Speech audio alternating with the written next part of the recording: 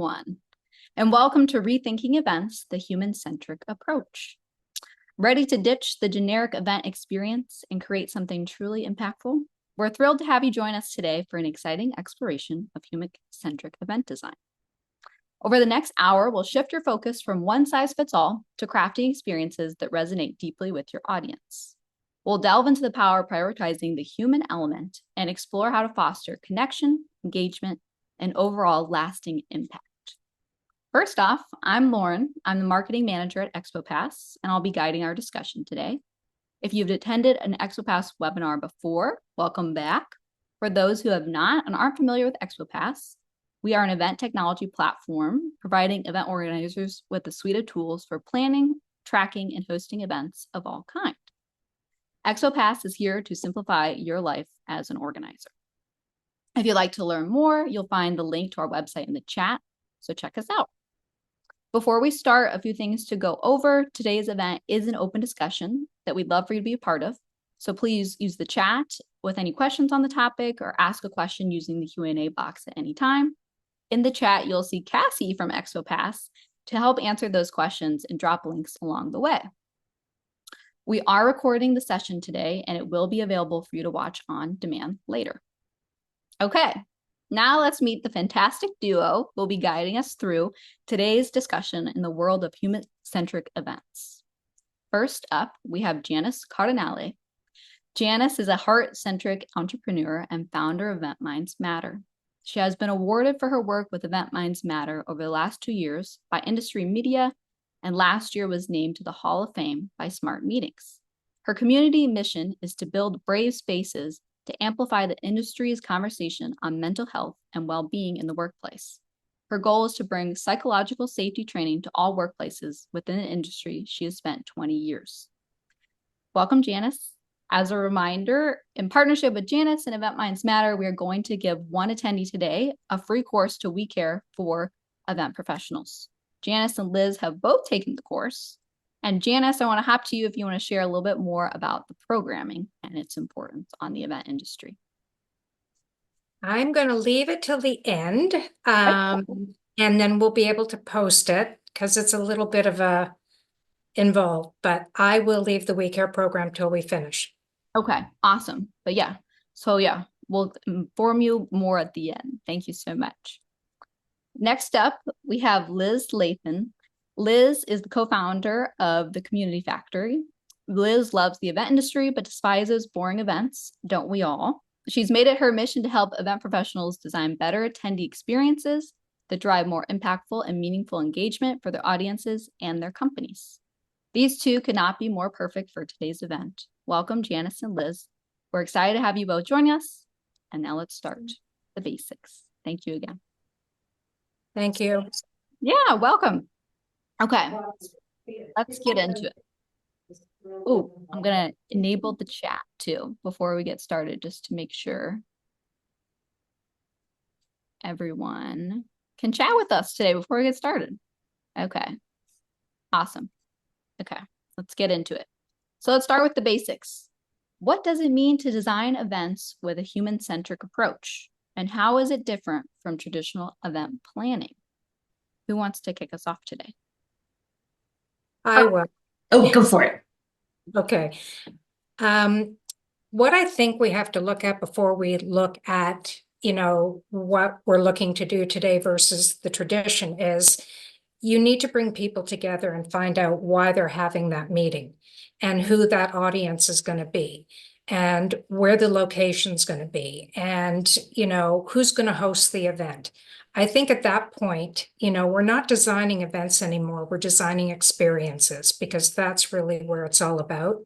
And so human-centered design, really what that does is it creates solutions tailored to human needs. And I think that is very much what human-centric design is about, is you're putting people first and, trying to give them what they're looking for in terms of topic and subject matter and getting them involved. I'm sure you'll agree with that, Liz, right? I definitely do agree with that. And I would really take the approach of coming from a corporate background, knowing that the reason that we created events on the corporate side was to get our message across, to launch new products, and to create relationships with our customers. But rarely did we actually think why the customers would come to the event. It was just like, well, of course they'll come. They're our customers. It's our user conference. But actually taking a step back and thinking through all of the tyranny of the urgent experiences that people are having in their day to day, what will make them take 3-4 days off work and actually come to your event? Is it really to sit and get all day long for 3 full days? Probably not. They want to know who else is going to be there, who else they can meet with. It's not just to learn about your product, it's for them to develop their own professional experience as well as their career opportunities. So I think you can really just try to not underestimate the amount of connections that can happen in an event that helps someone elevate their career, and building that in, because especially if you're coming from a corporate standpoint, when customers leave their company, if they remember your event for providing those connections, whatever company they go to next, then you have more loyalty for them to bring you in there too. So I think thinking about the human-centric event from a even lead gen and pipeline and revenue approach is really valuable to business. I also think there's a science and a psychology to these human-centric events. And I think we have to look a little bit deeper than we ever used to look before at what really is important to that group of people that are coming to the event. And I think it's got to run through all of the touch points of the event. And I think sometimes people don't necessarily consider that, when they're planning.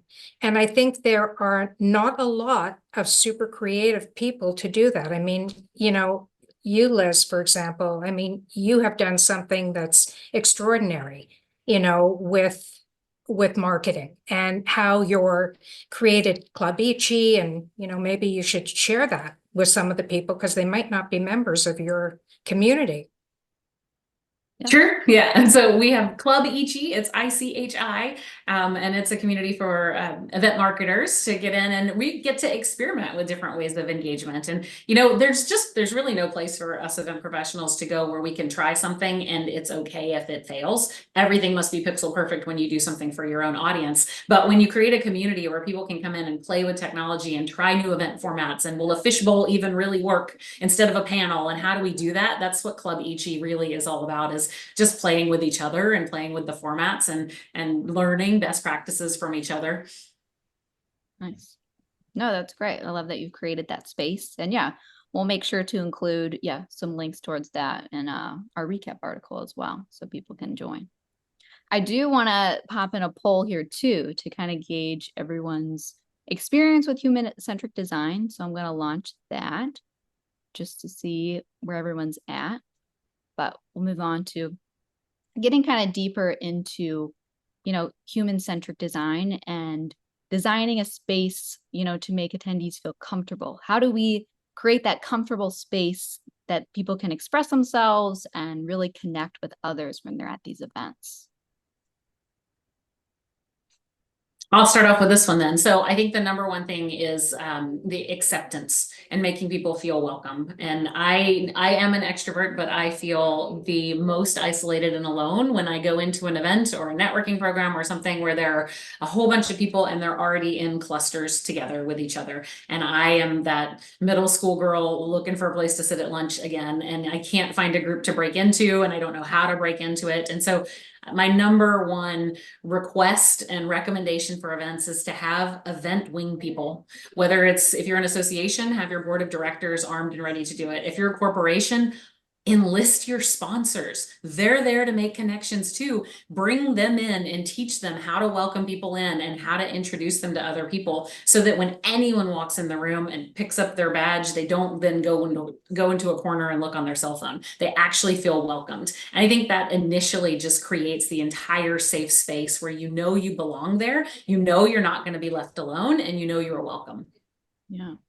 No, I love I would add to that, Liz, too. It's very, anytime I've ever spoken live, one of the things I've always done is I've gotten up, I've walked the room, I've introduced myself to the audience, and the audience introduces themselves to me. And all of a sudden there's that connectedness. And I think that makes people more comfortable, because I know a lot of speakers don't do that. So, making that effort also makes people feel like they belong to, that session or whatever it is that they're in. Mhm. Yeah, creating that community too. Just getting to know someone's name, like simple who they are. Yeah, who are you attending this event with? I love that. Let's talk about someone's name, because here's my Okay. biggest pet peeve of events. Because yes, knowing someone's name is the most important thing, and yet all of our name badges have 72 pieces of information and a QR code, and they hang around our belly button. That is not human-centric design. My eyes need to just go right here. So if I can just look around and see everybody's first name, that's all I care about, is your first name, so I can get into a conversation. And Right. you can label people as partners or sponsors or speakers or customers or whatever they need to be, but from a human-centric perspective, that's a security issue. That's not a helping people connect issue. Once you start labeling people as partners and customers, then you create a sharks and minnows atmosphere. And so if you can avoid that and just go, who are you? What do you do? What do you What do you love? Yeah, why did you come today? Yeah. No, I exactly. love the sponsor wingman person too, because I feel like there's always sponsors or even exhibitors. And it's kind of an area you avoid. Maybe even me sometimes, I'm like, okay, got to get to the event. Like, that's my focus. I'm like, I'm not looking to buy something, but if someone was a wingman, like, hi, I'm here to like show you around so you know where to be. Come find me later to chat. I would way Yeah. more. Yeah. And you'd be like, wow, XYZ AV company was so friendly. How cool was Yeah. that? And maybe you're not in the market for AV, but you're going to remember that. Or tell someone else. No, that's a Mhm. simple technique, but I really like that. So our poll question, some of the responses, let's see, highest responses often. I try to incorporate engaging activities. That's awesome. And very small percentage of new to human-centric design, but interested. So at least everybody's interested, and we want to incorporate this more into our events. It's awesome. Yeah. Yep. And I see some comments in here. Take off the lanyard, add a pin, put people's name badges up. I love all of those comments. And yes, we have to have badge types for access to areas. Totally get it. I'm just saying, I think we Yeah, could get more creative. definitely. Woohoo. I have to mention my campaign last summer with Hello, my name is Human. Oh, And yes, because I wanted to do a little bit of due diligence and see how people would respond to that. So I had a whole bunch of different answers to, oh, well, I'm human too. Are you a robot? Is this your company name? All kinds of different things. But the truth of the matter is, we meet people at events all the time. So what is going to make one person remember another person? And it's usually how that person makes that person feel. So, if you are like that person you just mentioned, Liz, who greets you at the front of the house, the wingman, then, you're going to remember him, because he went out of his way to do something kind for you. So to me, that's part of what makes it human-centric at any event. Mm-hmm. Definitely. I love it. Start with the name. Simple, easy as that. Going into even deeper with this, we want to know, how can event design foster a sense of trust, psychological safety, and encourage attendees to participate even more authentically when they're at these events? Maybe, even though it's a corporate, how can they be more authentic to connect? It's a really good question, Lauren. And I think that, what's often happened is that since the last few years, there seems to be an escalation of a lack of trust within most organizations. And that then falls down to people feeling safe and talking to people about real stories, real things that are concerning them. And, we are still, in my opinion, operating from a fear-based culture. And I think that a lot of organizations have not opened the doors to have communication, which is so vital, that is honest and has integrity, and that really opens the door to people being honest amongst each other. And therefore, when you think about a team, when you're not trusting members of your team, you're never going to be productive. You're never going to be able to share those ideas that really could, do something phenomenal for that company or for that team. So I have a big concern about that. And, Harvard Business Review did a study last year where they found that 86% of workers did not feel like they were comfortable in the workplace. They didn't feel that they could speak to their leaders. They didn't feel that they could have a conversation with their colleagues at work. And that's sad, in my opinion. And I think that from a psychological safety point of view, I think we train people in all kinds of different things, and we need to train people on being able to not fear having a conversation. And I think it's very much about attitude. I was speaking to somebody today, and I happened to, want to bring this up because I found it really interesting, but she had been saying the name of one of her employees incorrectly for months. And only today did she say, "Am I saying your name right?" And the girl said, "No, it's this." And I thought to myself, wow, that's really amazing. All these months she's been calling the girl a different name than what she really is. Now that girl might have had a fear, of telling her. And so I said to her, I said, here's where psychological safety training comes in, is that we have to, get rid of this fear that people have and whatever shame goes along with it and stigma, that everybody can be talking. You can be the shyest person in the room. You could be the most, excited person in the room, but everybody should have a voice. And you can only have that voice if you create the culture around it. Definitely. Made me think, yeah, there shouldn't be consequences for being human, wanting to voice your opinion. Yeah, definitely. Thank you, Janice. Was there anything that you wanted to add? I don't know that I have much more to add to that. It was incredible. I think the one thing I was thinking of though is, so many of the events that we're doing have polls and feedback and all of these things, and you don't know if they're anonymous or not, and you have to assume that they're not anonymous. And so having some options and opportunities to share feedback, to share insights in ways that do make you more comfortable, and they start to let you become more vulnerable because you've shared it, but you don't have to share that was yours. That's why oftentimes we do the sticky notes and a wall of insights and challenges people are experiencing. And so when there's a whole bunch of people going up putting sticky notes at the same time, then it's anonymous with the exception of putting it up there, but you can have someone else go put it up there for you, but no one's capturing who said that. And then you start putting check marks. Oh, I feel that too. I feel that too. And so now you build this sense of camaraderie around the shared challenges people are having. That breaks down the walls, that allows for vulnerability, and now people get to feel really safe in sharing what their challenges are. Yeah. The thing is, Liz, and I'm going to just add to that, is we cannot guarantee or control 100% safety for anybody. Okay. Right.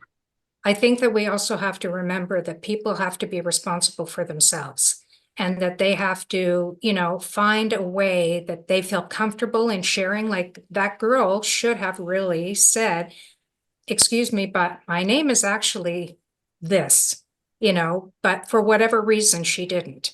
So, again, that's a good clue now for the director of this organization to deal with it, and that's just one example of many examples that I hear of. Yeah, and I think, we talk about remote work and how disconnected we all are. We've never been more digitally connected and humanly disconnected than we are now. And trying to bring that in. So when you bring your people in person to an event and then say, great, get on your device and do all this stuff, you just created a barrier between all of the things people were doing with each other. And so that's just a call out that I want to try to, when we get people in person, yeah, we need the data, but do we? Like, are you really using all that data? Can't we just have some analog moments and some collision points and moments of serendipity that maybe aren't tracked in an app somewhere? It would be incredible. I agree. Yeah, the organic. Yeah. That brings me to a question on technology. I saw someone else mention remote work and how event planners can leverage technology to enhance our interactions and human connection rather than hinder it. What are some of the ways, or maybe that you guys have implemented, to use technology benefit interactions? I think the simpler, the better. I mean, I really, what do people really want when they go to the event? They want to know what the agenda is. So great, make that accessible to them so they can find it. Does it need to be an app? Maybe not anymore. Put a QR code that takes you to the webpage that just has the agenda on there. That's great. More complicated ones with a million sessions obviously need a little more support. But when it comes to networking, maybe you really don't need networking one-on-one catch-up things. All people really want is the list of attendees who are there. And if they could get it before the event so that they could actually create plans with each other, then that would be even more magical than getting there. But I do love some of the technology that is helping people connect, because we have made it to the point post-pandemic where some of us are a little awkward now in person, and having that curated opportunity to connect with people over a shared topic or something, I think is helpful. I have this idea, somebody steal it or don't steal it, just give me money for it, is, I mean, there's brain dates and there's all these other things, but my idea is the human library. So if you could go in and log what your expertise is and let people check you out for 15 minutes, like, I think that would be such a fun way to connect. That's not just, one-on-ones, and people have done the spin the, what's it called, networking roulette or whatever, but actually having like expertise that you could share. That'd be fun. I love it. Oh, yes. Is there anything you wanted to add, Janice? Just want to make sure. No, I will in the next question, though, that's coming up. I was gonna, jump more into the engagement part of it, and how, anything you could recommend, how events can go beyond being the typical being talked at, lectured, to create more interactive experiences, to create these connections and engagements, more about the environment too. Is that the one you want to jump into, Janice? I'm just going to say that all events have to have a clear purpose and a clear value. Okay. At the end of the day, that's what human-centric means, is purpose and value. Okay. I think choosing a unique location, which you're an expert at that, Liz. I mean, you always, you go from city to city and have a mystery munch lunch, which is amazing. And I've attended that, which is great. And I think we need to also identify visual things within our environments. I think that's really important, because I still feel that as humans, we're very much visual, and that's why creative is so important to any event design that, anybody is doing. And I think that if we select engaging activities, things that are a little bit different, you and I have talked about this over and over again, Liz, about all the things. I mean, I'm going to talk about an example of a show that I was at the end of January called Go West. And Go West, what made it successful was not only was it visually appealing throughout the entire design of this conference and trade show, but it had 20-minute speaker sessions on stage in the morning. In the afternoon, they worked on breakouts only. So the people from the stage took out a different breakout room, and we each had 45 minutes to talk about our subject matter. I did 3 of them, and I can tell you that it was so incredibly human, because people start to talk in smaller groups. And it's kind of similar on the idea of brain dating, is that you're giving people an opportunity to tell, their story in a safe space. And I think that's also important, is that you have to respect that when you're talking about the things that Event Minds Matter concerns themselves about within the industry, you want to set up a brave and safe space for people so that they can feel open and honest about what they're talking about. Because a lot of these people, quite frankly, are still working in toxic environments, and they're going to vent a little bit when the subject is opened, about what's happened to them or what they're doing about it. And that's how, I think we bring the human approach to any event. Mm-hmm. Yeah, I agree. I think that you can just change the format ever so slightly. I do not think that you need to revamp your entire agenda, get rid of all speakers, and tell everybody that it's an unconference and we're just going to talk to each other the whole time. Although I've run those and they're amazing, but that's not the reality for any normal 5,000 person user conference or something like that. You have to think through it.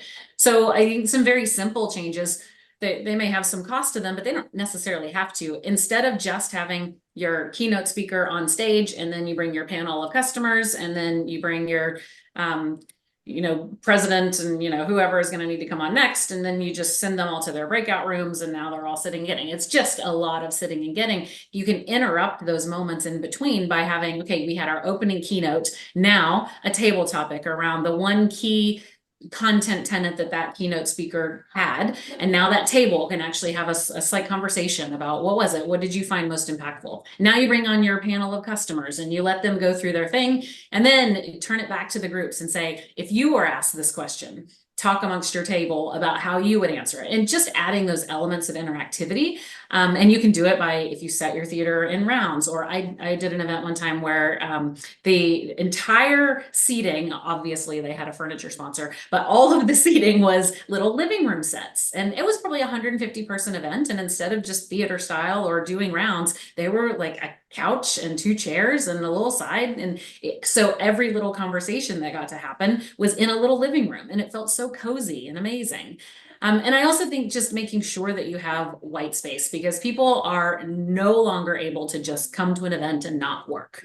They're coming to the event, they still have emails, they still have Slack messages, they still have WhatsApps, all of the things are happening all of the time. And so giving them the opportunity to know this is the content chunk, and then we're going to give you this space so that you can catch up. Here is the next content chunk. And don't make that space that you're giving people be the same space that you're giving them for networking. Because if they have to choose between getting work done and networking, they're probably going to have to choose the work. So make sure that you have that agenda flow that gives them opportunity to know, okay, I can focus for 90 minutes here because I know I'm going to have 30 minutes to catch up. And then I have a 30-minute networking break, or however you need to flow it. But these are the types of things that we try to help people build when they're looking at their agenda flow. You don't have to cancel everything. There's just moments of change. Definitely. No, I like that. Even just building the space, like even just having a meeting on a couch, definitely more comfortable than, like an office and a typical office. I mean, I was at an event yesterday that's going on in San Antonio this week, and it's got like thousands of people at the conference with hundreds of people sitting in the hallways, sitting in the cafe, leaning up against a wall, because they have to do work. And if you don't build that space and for your event, know that people are going to do it, and they're going to do it extremely uncomfortably wherever they can find a plug, or they can do it comfortably and go, you know what, I really appreciated the experience where I had a place to go and I could knock out this conference call and then get back to my session. So again, just thinking through those. Definitely, yeah, thoughtful eventful design. No.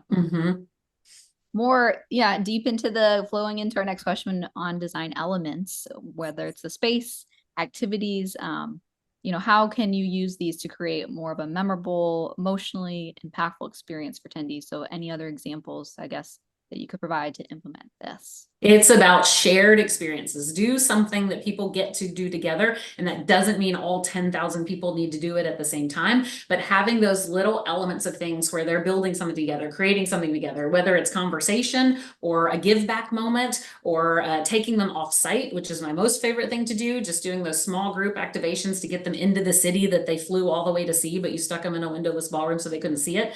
Get them out, let them go do it. And those moments are what people remember. I remember going with a small group to spelunk in a cenote at the event in Mexico. And I remember going to St. Louis and doing a little trip out to the arch that we get to learn something about it. And like these things where honestly, are you going to remember the content? You're going to take notes and you're going to have some of the stuff, but you remember those moments where you bring people together. The best experience I have ever had was at C2, and I'm going back before 2019, or before 2020. And I have to share some of the things that this trade show did, because it was brilliant. First of all, if you were standing in line, they had animators. Nobody spoke, they were mimes. So they came, they had dusters, like feather dusters. And all of a sudden you're sitting there and somebody comes up to you and starts dusting your jacket. And it was hilarious. And they're not saying anything. They're just making sure you're laughing, because that's the whole thing, is just making you really happy about being there and standing in line, which is boring, to do that. The other thing they did, which I thought was amazing, was their stages for their speakers. These animators came up underneath the stage, like through a trap door. And after these speakers were finished and had left, they came up and they started cleaning all the furniture, okay, and spraying it, okay, making sure that for the next speakers, it was going to be really clean. I loved it, I have to tell you, brilliant. Then they also had chairs, which it was like these chairs were on a pulley. And you sat down with a group of people in a circle and they pulled you right to the ceiling to have that conversation. Brain Date, that's where I discovered them. And I mean, that was incredible too, because they had like bicycles facing each other and you would have a conversation on a bike. You could also sign up and go into anybody's conversation. So that was a great opportunity to meet people and also really get to know them through networking and through maybe thought leadership. It was so outstanding. The other thing that I have to say was they had colored fortune cookies. This, I remember this, it's so crazy. But they also had people that were delivering these cookies in the same color as the cookies. So if it was a fortune cookie in turquoise, she was dressed in turquoise. If it was orange, dressed in orange. Like, those are the things that people remember. And Yeah. I can tell you, not too many other shows have ever done that, but I took those ideas and I brought them to WEC when it was here in Toronto in 2019. And I have to tell you, the animators that I hired were amazing and they were unexpected and unconventional, and people loved it. So that's the And kind of thing. Yeah. yeah, I think that those are the moments that are amazing. And we have a question in the Q&A asking about, like, if you're introverted or uncomfortable at these networking events, then how can you have a more relaxed atmosphere? And I think as an event designer, doing things like that allows people to have this moment of connection. Whether you're introverted or extroverted, you're like, was that guy really purple?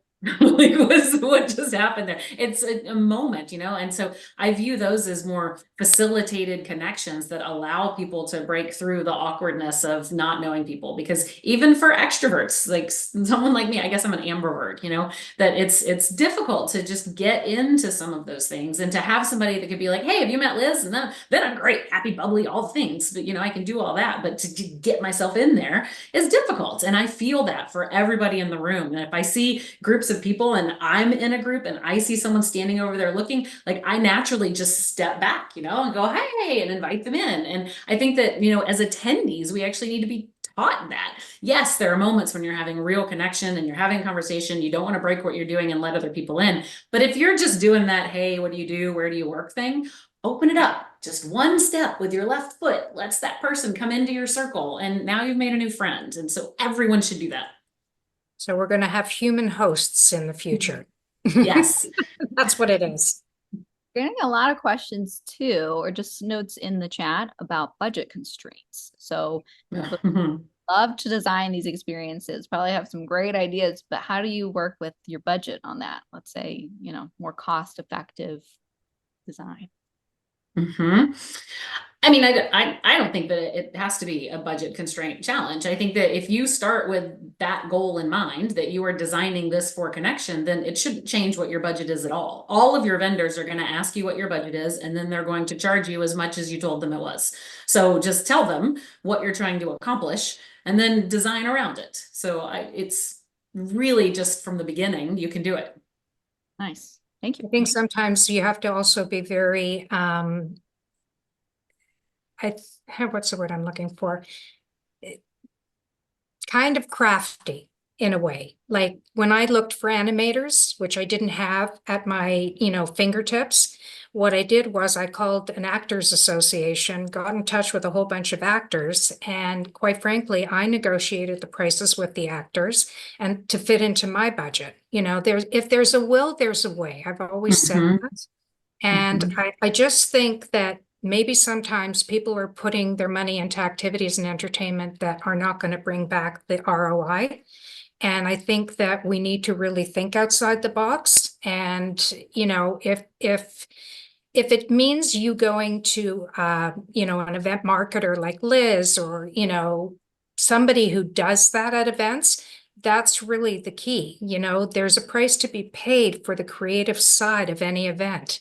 And that's why I say it weaves together the fabrication of the event.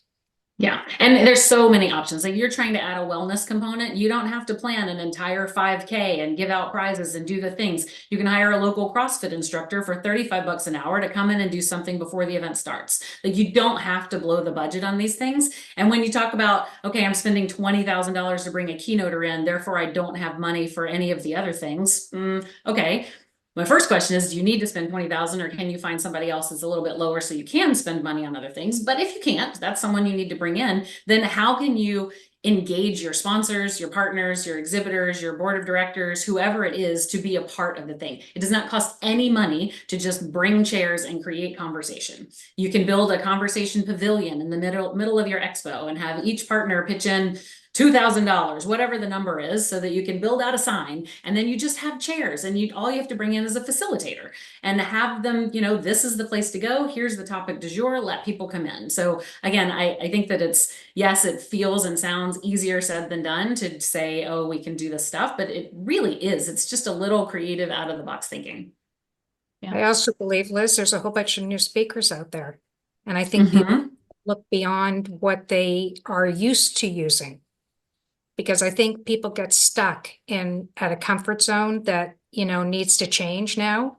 And I think that's critical. Agreed. Someone else, yeah, agreed with you too, thinking outside of the box. And it reminded me, in case some of you follow Liz on LinkedIn, a lot of her posts that will go, what if? Like one that's kind of thinking or coming to mind is like, what if you could smell my event or something like that before you even saw it?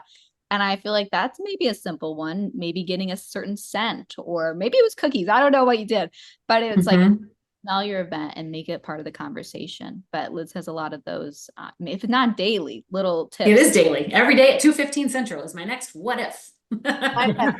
Like it was really fun to follow along and just get these brand new ideas. So recommend. Thanks. Yeah. Moving into, more of the relationship building, long-term impact. How can human-centric events be used as a starting place to build those lasting relationships with attendees? So really the relationship building. I think I'll start by just simply saying, relationships are what build business. And, when you care about what you're doing and you have a passion for what you're doing, then those relationships are going to come organically.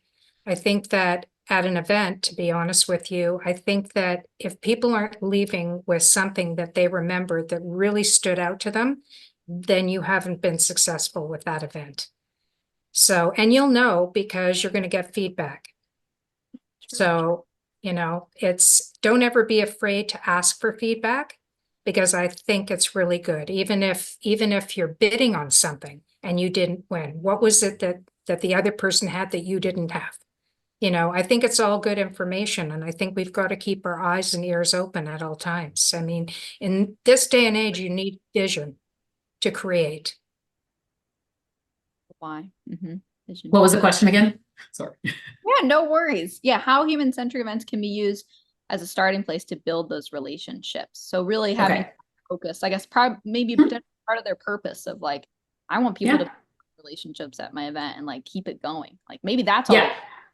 But well, I mean, from Janice's point earlier, which was you have to know why you're doing the event. It starts with that, because so a couple of weeks ago, I went to a networking event. I have no idea how I even got invited, but then it said you had to apply to go. And I was like, well, let's see if I can get in. So I applied and I got in, and I went to this fancy social club in downtown Austin, and I went in there and there was no greeter, no name tags, no welcome of any kind, no signage. You walk into the room, and it was being sponsored by Liquid Death, so you got free water, so that's cool. You could go to the bar, but that wasn't free. You had to buy anything that was there. And they said that there were food and drinks, but you could buy it if you wanted to.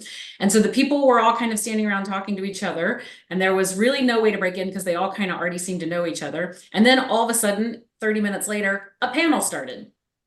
So this panel discussion existed, and I don't know, it was about media or something. I don't know. I don't know why these people were chosen, what the organization was, why I was even there. It was the most bizarre event I've been to in probably 20 years, with zero setup whatsoever. And so I think that was, and they kept calling it a community event. And I was like, what's the community? Who are you? It made no sense. So number one, when we talk about creating relationships, set the tone.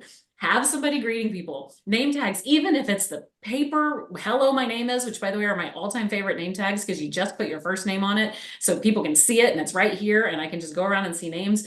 Welcome people in, invite them to what's going to happen, explain what's going on a little bit, tell them what's, what they're being invited into. And whether you create a sense of community at the event or a community that's going to continue afterwards is completely up to you. But I think there are distinctions. So many events create a sense of community, and that's fine. Communities can come and go and be a flash in the pan. Doesn't mean that they have to be 365 days a year. But if you intend to keep it going, plan that in advance, whether it's through a Slack channel, a LinkedIn group, a Facebook group, a WhatsApp, whatever it is, just know there's going to be a place, and then tell the attendees that. We know you made some amazing connections while you were here. Keep in touch with them using this channel, and we look forward to engaging with you all year round and hope you'll come back next year. So again, from the beginning, if that's your intent. But if you're a company that's creating an event to sell stuff and to do a product launch, and you're just there to have an audience, like I went to the Canva Create event, beautiful, magically well designed and all the right things. It was not a networking event. There was stuff there, but people kind of came with the people that they worked with. They didn't really come to meet each other. They came to hear the launch of the product, to get some free swag, and to go into some product conversations. And that was it. And so that was their intent. Wasn't this is a networking thing. Their intent was a product launch, and it was beautifully designed. So just know that in advance. Yeah. No, thank you. Well, let me I check. can't help but think about IMEX, Liz, which you and I attended last October. And, the one thing I think that was done very well was the lounge in the back area. Was very well executed. I think it was colorful. I think that the smaller micro groups of people getting together and listening to speakers, I think that was really brilliant. And they're doing it at each one of their events now and going forward. So I think that was a huge success for them. People wanted to hang out there. Yeah, I saw one at an event recently. They had created a community corner, and it had beautiful walls, and it had round tables in there, the small tables that could just hold 5 or so people. And then they had a little stage, and so people could come in for the community corner conversation. You can tee up the conversation that's going to happen and have a group conversation at first where you pass the mic, and then turn it to the tables, and then people just have those conversations. So again, it doesn't have to break the bank to create a moment, a design, an experience for small groups. If you have a 5,000 person conference, you don't have to do that for all 5,000 people at once. Imagine just setting in the agenda a series of 90-minute community conversation opportunities so people can come into those if that's what they want. Some people are going to your event to learn. They want to sit and they're checking the box. They can do their email while they're in there. Their boss sent them, whatever. That's fine. You don't have to try to engage all 5,000 people. So again, from human-centric design is understanding what they're doing there. And if you haven't heard of David Allison's value graphics, look that up, see the value graphics. It's not about demographics anymore, Gen Z, Gen Boomer, X, whatever you are, that's not what events should be designed around. It should be designed around the people coming to your event, what they value, and then you design the event around that. Definitely. I agree. And jumping more into that, definitely, I feel like, yeah, people are the heart of events. So some people have to gather those metrics. Some people need to gather data for their boss, but how can event planners measure success beyond just attendance numbers? How can they gauge attendee engagement and overall emotional impact of the event? Yeah, and let me just say real quick, I saw a question in there. The name was Value Graphics with David Allison. For some reason, I can't respond to the chat to everybody, so I'll just say that out loud. David Allison with 2 L's, Value Graphics. So I think that when we look at engagement, we look at it in 3 ways. It's emotional, cognitive, and behavioral engagement. So what are you trying to accomplish with your event? If you want behavioral engagement, which means actions changing, do you want someone to buy something afterwards? Do you want someone to use QR codes during the event and download things? Do you want leads? Whatever it is, you're designing around that. So if your trade show booth is designing for behavioral engagement because you want leads, then think about your activation in the booth needs to do something to bring people in and make them want to exchange their personal information for whatever it is you're offering back. That's behavioral. The second one is cognitive. Are they trying to learn something? Is it a sales kickoff and you need the sales team to learn what's happening? Is it an association event with continuing education units? Then you need them to learn something. Designing for learning. If sit and get is part of your agenda, that's fine, but not everyone learns that way. Are there other opportunities that they can come in with more visual or conversation or hands-on activities? And then emotional. And that's where we talked about those shared experience, those storytelling moments. You don't have to just push products and services and features on people. You can bring them on a journey through other customers that have been where they have been and how their transformation happened, or prospects even telling you what the challenges actually are on stage, and then having conversations with experts or current customers that share how they've solved those same problems problems using your products. So again, just helping people emotionally connect with more of a story and interaction, a shared moment will drive the emotional engagement. I remember an event that I had attended, and I thought that this idea was really, really very much an emotional idea that collected so many different people. Throughout, they picked a charity that they wanted to box things for, okay, like scarves and hats. It was the winter time.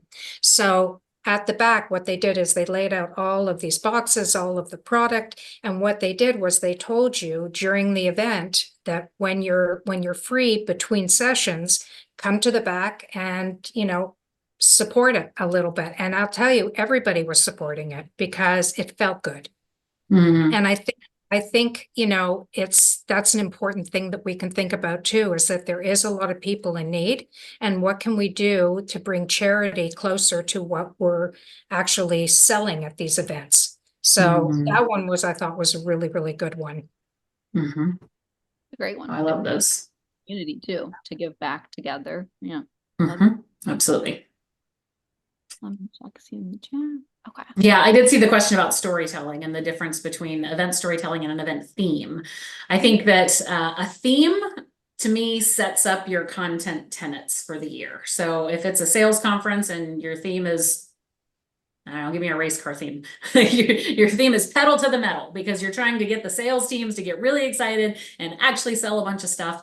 Then you can design your session titles to have all fun race car names, and you can design your experiences to have a race car arcade, and your evening event can be at the Ferrari Museum, and you can kind of plot all of those things through there. But that's just a theme, and it's something to anchor your design around, and it allows you a fun way to create an emotional connection. But now event storytelling is those elements of the content that you're bringing through, and what is the narrative throughout the whole thing. So, okay, last year we had a down year. This year, the way we're putting the pedal to the metal is arming you with the tools that you need, the information that you need, and the team that you need in order to actually win the race this year. And so bringing that into your keynote, bringing that into your breakouts, and then definitely carrying it through allows you to actually tell a narrative arc. And then within the keynote, storytell with customers. So how were they able to go from 0 to 60 miles an hour? How were these guys able to go from 0 to 100 miles an hour? And bringing that story to life.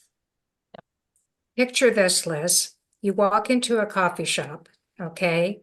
The smell of the beans are permeating the room.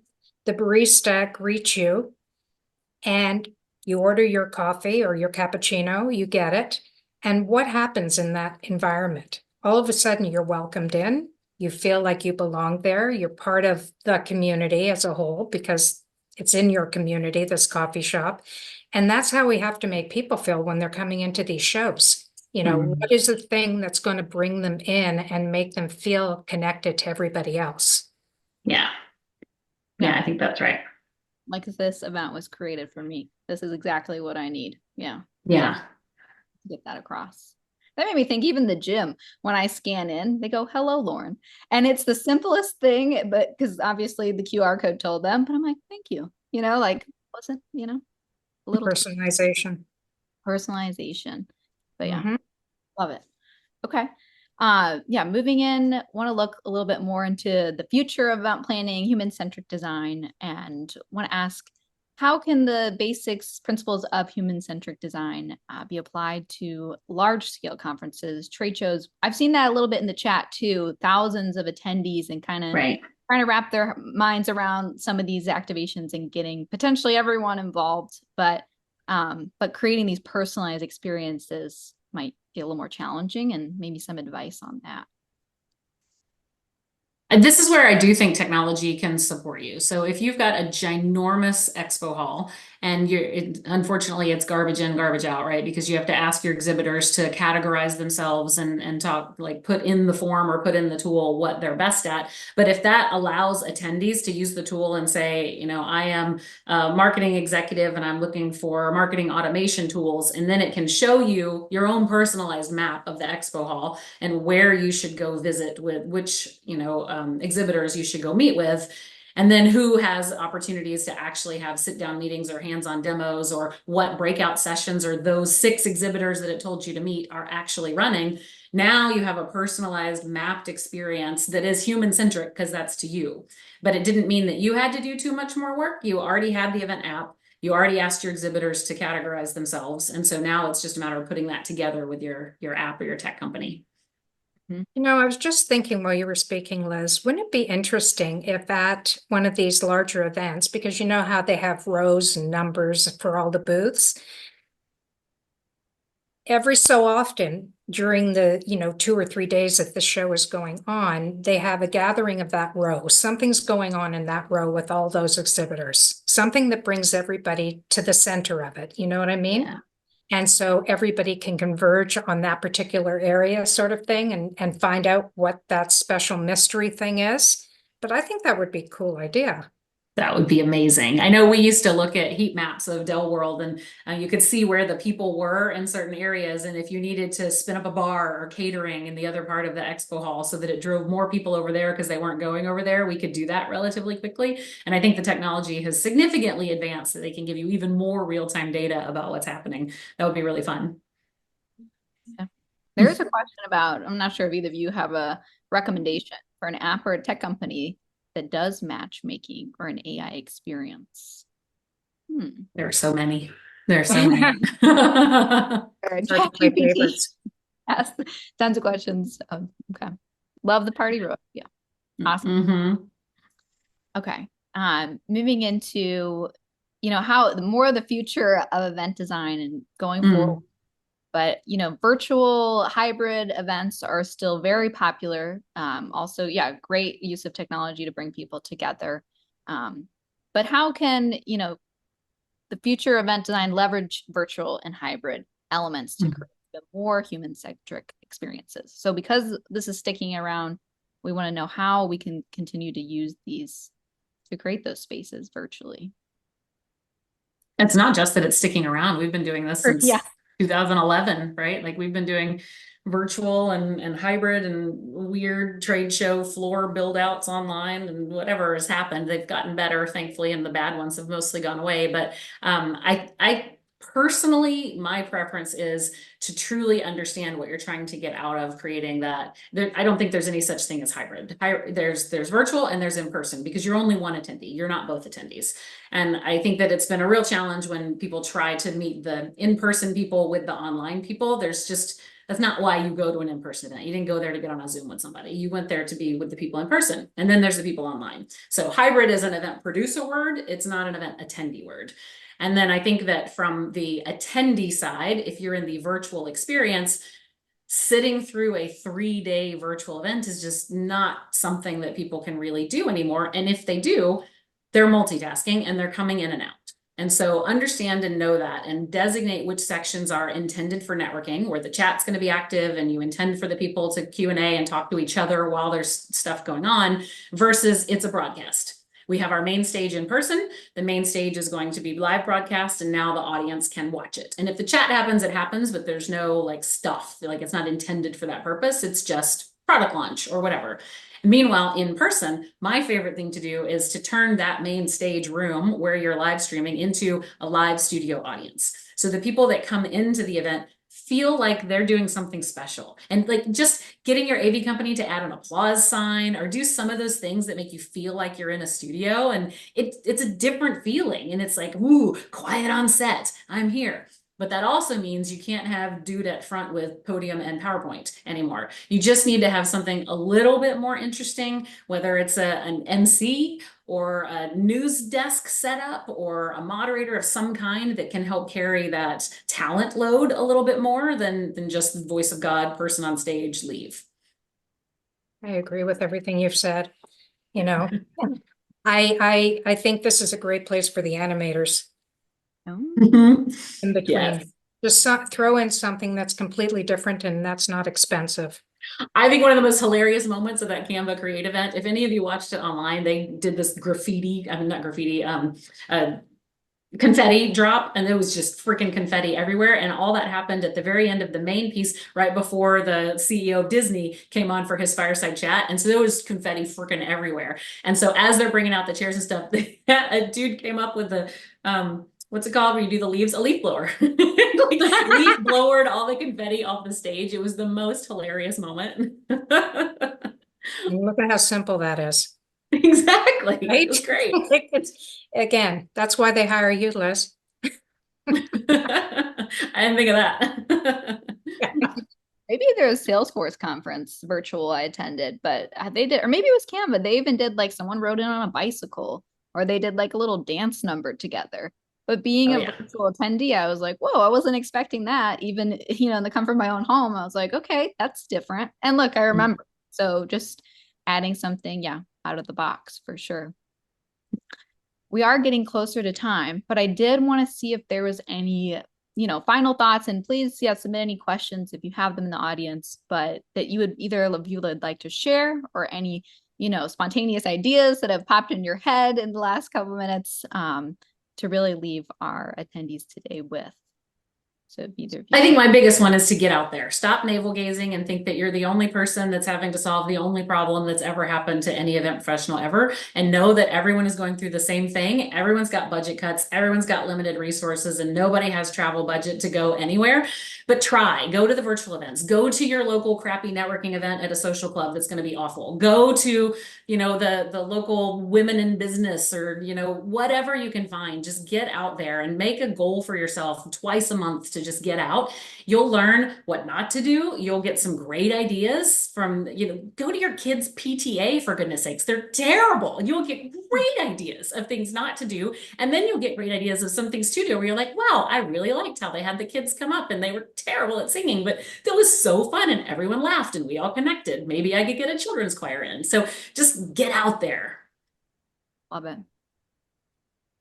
Oh, I also was going to mention, someone asked, can we share LinkedIn handles? Both Liz and Janice LinkedIn should be on our landing page, but we will definitely send those over to you as well. But yes, on to Janice, if there's anything, last little tidbit you'd like to share. The only thing I would say is I always said all my life, nothing ventured, nothing gained.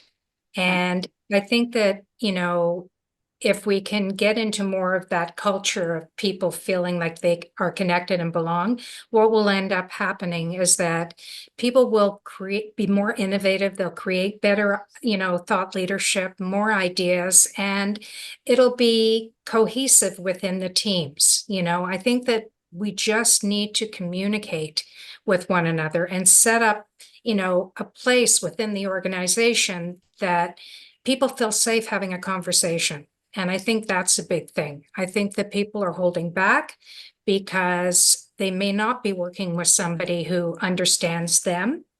And maybe they're shy, like just going into an event too, they're shy. So, how do you bring that person out and make them feel like they're just as important as everybody else, and make sure you get people's names right, because that's pretty bad.